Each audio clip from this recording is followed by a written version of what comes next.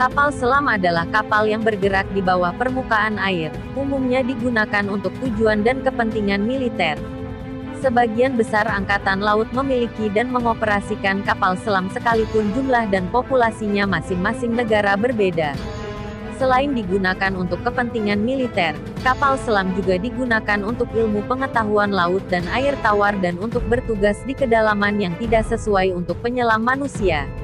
Baru akhir-akhir ini, Indonesia kehilangan prajurit dan kapal selam yang disegani Asia Tenggara. Kapal selam Trinanggala 402 adalah kapal selam serang bermotor diesel listrik tipe U-209 buatan Jerman.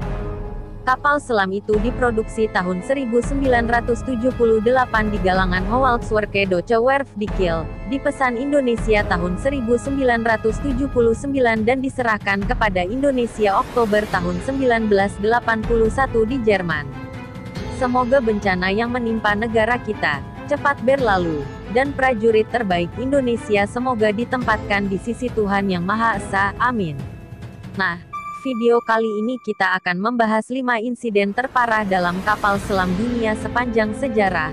Tapi sebelum lanjut jangan lupa subscribe dan share video ini, agar channel ini menjadi media informasi. Oke lanjut, enjoy!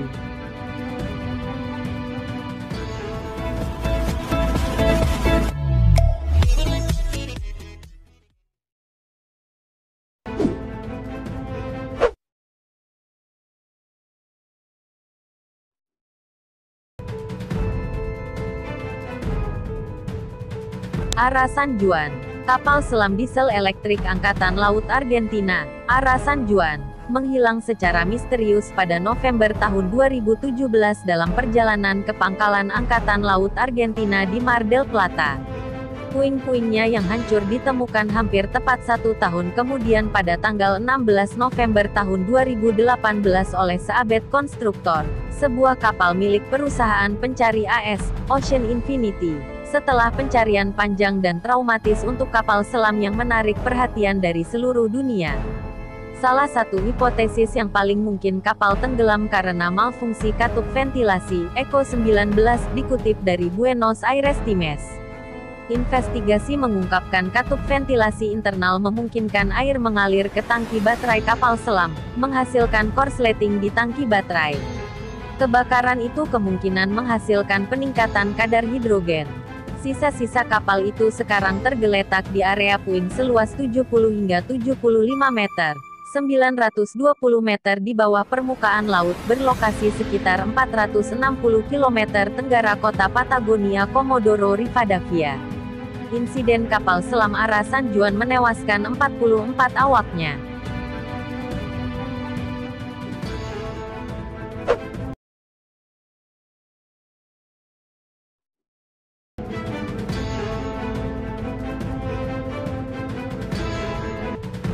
Kurs 2000, kurs kapal selam Kursk K-141.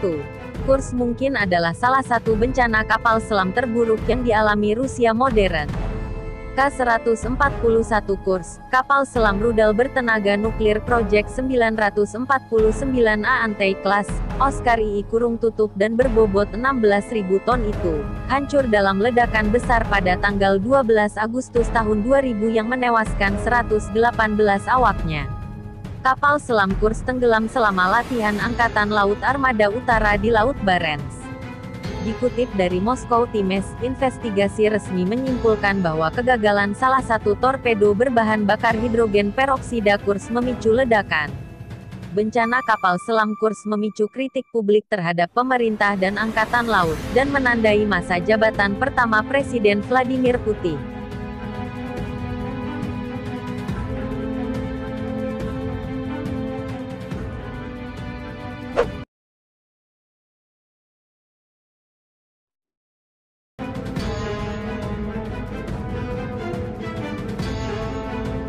USS Scorpion SSN 589, 1969. Kapal selam USS Scorpion A+A bukan hanya Rusia atau Uni Soviet yang mengalami banyak bencana kapal selam, Angkatan Laut Amerika Serikat juga kehilangan kapal selam. Pada tanggal 22 Mei tahun 1969, USS Scorpion, kapal selam serang kelas Skipjack hilang bersama 99 awaknya di 643 km barat daya Pulau Azores. Masih menjadi misteri apa yang sebenarnya terjadi pada Scorpion, ketika kapal itu gagal kembali ke pelabuhan pada tanggal 27 Mei tahun itu. Angkatan Laut AS meluncurkan pencarian, tetapi akhirnya menyatakan hilang pada tanggal 5 Juni. Scorpion akhirnya ditemukan di kedalaman 3.000 meter oleh kapal penelitian Angkatan Laut akhir tahun itu. Hipotesis menduga penyebab yang paling mungkin hilangnya Scorpion adalah aktivasi baterai torpedo Mark 37 yang tidak disengaja atau ledakan torpedo.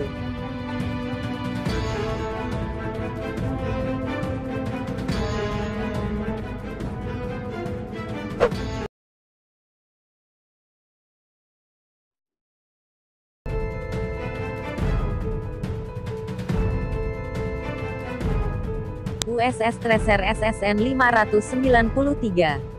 Tracer tenggelam pada tanggal 10 April tahun 1963, dengan 129 pelaut di dalamnya. Itu adalah bencana kapal selam nuklir pertama, dan hingga hari ini, memiliki korban tewas tertinggi. Tidak seperti Scorpion, Angkatan Laut AS telah melaporkan dengan tepat apa yang menyebabkan Tracer tenggelam, yakni kontrol kualitas yang buruk.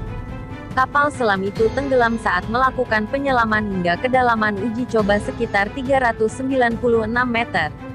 5 menit sebelum kehilangan kontak dengan kapal penyelamat kapal selam Skylark menerima transmisi UKC samar, semacam radio bawah air, yang mengatakan Tracer mengalami sedikit kesulitan teknis. Skylark terus menerima pesan samar sampai sonar menangkap suara ledakan Tracer. Pengadilan Penyelidikan Angkatan Laut menemukan bahwa kerusakan pipa mungkin menyebabkan kecelakaan itu, yang menyebabkan ruang mesin kapal banjir dan semburan air garam mematikan reaktor nuklir. Selanjutnya, tangki pemberat utama Tracer gagal beroperasi setelah es terbentuk di pipa. Awak kapal tidak dapat mengakses peralatan yang dibutuhkan untuk menghentikan banjir. Sebagai akibat langsung dari bencana kapal selam Tracer, Angkatan Laut melembagakan program SUBS-AFA untuk memastikan bahwa ada sistem cek dan recheck yang terdokumentasi secara menyeluruh pada semua komponen penting dari kapal selam nuklir.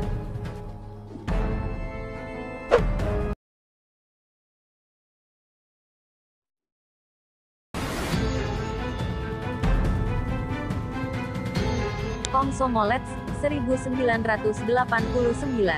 K-278 Komsomolets adalah satu-satunya kapal selam dari proyek 685 kelas Plavnik yang pernah diselesaikan. NATO menjuluki proyek 685 dengan Mike. Dirancang terutama sebagai tempat pengujian untuk teknologi baru, Komsomolets seberat 8.000 ton adalah salah satu kapal selam berkinerja tertinggi yang pernah dibuat, memiliki kedalaman operasi lebih dari 900 meter. Seperti kelas Papa, proyek 685 Plavnik dirancang untuk menguji teknologi otomasi dan menyempurnakan kemampuan Uni Soviet untuk membangun lambung bertekanan titanium. Kapal selam itu tenggelam pada tanggal 7 April tahun 1989, setelah terjadi kebakaran di dalam. Api memicu serangkaian peristiwa yang pada akhirnya menyebabkan kapal tenggelam. Terlepas dari upaya heroik kru, 42 dari 69 anggota kru tewas dalam kecelakaan itu. Namun, hanya 4 orang yang tewas sebagai akibat langsung dari kebakaran tersebut, di mana sisanya meninggal karena paparan radiasi. Lebih banyak awak mungkin bisa diselamatkan jika Angkatan Laut Soviet bertindak lebih cepat untuk melakukan operasi penyelamatan. Sementara itu, reaktor nuklir Komsomolets dan 2 hulu ledak nuklirnya tetap berada di lambung kapal yang rusak di bawah kedalaman 1.600 meter di Laut Barents.